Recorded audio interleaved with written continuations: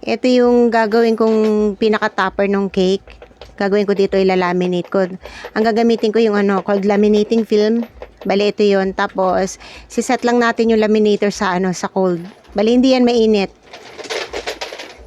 Ito, isusukat lang natin yung ano, yung picture sa laminating film. Yung sakto lang kasi sayang naman din. Kaya kailangan saktong-sakto. Tapos, parang ano to parang sticker.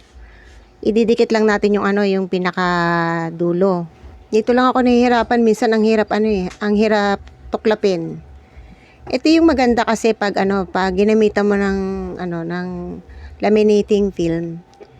Ano, hindi, syempre mas matibay, hindi basta-basta masisira yung ano, yung topper mo. Tsaka na shiny talaga. Tsaka talagang may ano, mas maganda yung quality talaga ng magiging topper mo.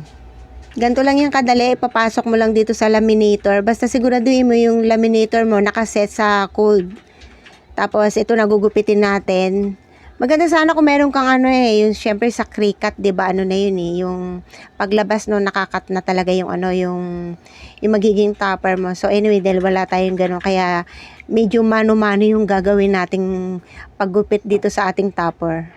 Ito lang naman yung mahirap dito yung paggugupit lalo na kung yung gugupitin mo yung mga masyadong ma-detail na mga ano, na mga karakter, yun yung mahirap. Lalo na siguro kung si ano, no, si Bish yung ano, yung gagawin kong topper kasi parang mas mahirap gupitin yun. So ganito na yung magiging itsura niya. Lalagyan natin yan sa cake. At ito yung cake na gagawin natin. Anyway, yung cake ko ay mango cake. Ito yung request kasi na flavor.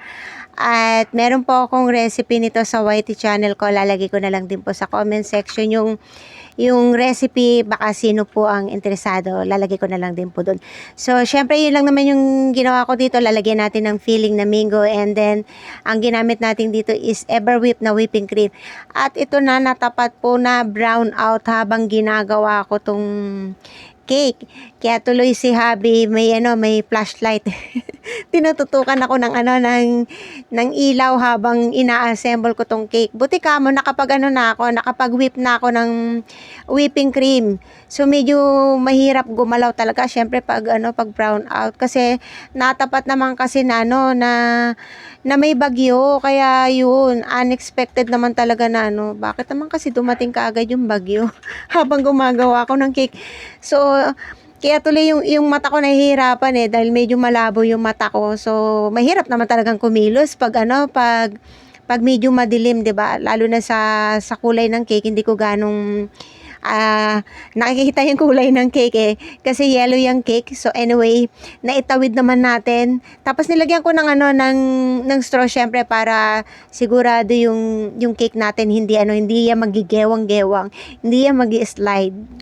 At syempre, kahit brown out, syempre tuloy pa rin yung gagawin natin cake, Walang pwedeng makaawat kasi nga syempre expected to ng aling maliit. Yung nag-request nito, maliit na bata yung nag-request nito, gantong cake yung gusto niya, 3 years old. So, kailangan pagbigyan natin ng kanyang request. Syempre, alam niyo naman, iba pag bata yung nag-request, diba?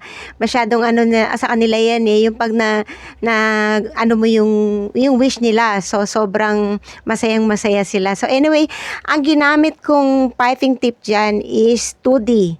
So, yun yung ginamit natin dito na piping tip. Siyempre, pag mga rosette, 2D talaga yung gagamitin natin na piping tip. One of my favorite piping tip yung 2D. Ito yung kanyang request talaga kasi gusto niya si Belle, no? So, may team siya. May team sa kanyang cake. Iba na ngayon talaga ang bata ngayon, no? Talaga mga smart na talaga mga bata ngayon, no? Sila yung mga future alpha, kaya nga tinawag silang 'di ba, Gen A, ang mga alpha, no? So anyway, ang ginamit naman nating piping tip dito sa white is 1E.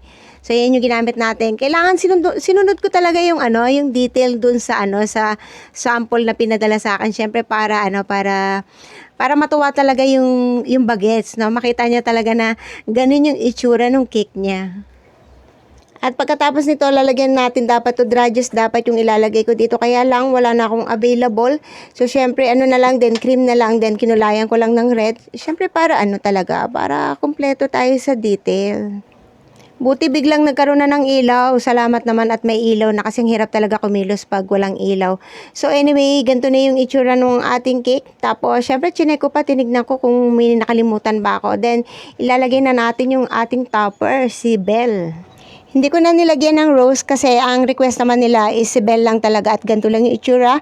So ang gagawin natin dito, ilalagay ko na lang sa rep overnight para syempre kailangan ma-chill to para mas maganda yung itsura niya, mas magi-smooth kasi. So anyway, ayan na yung aking cake at natawid ko naman kahit bumabagyo at nagka-brown out. So that's it guys. I hope nag-enjoy kayo sa aking video for today. Thank you for watching and God bless everyone. Ingat po tayong lahat. Diyos mabalos. Bye-bye.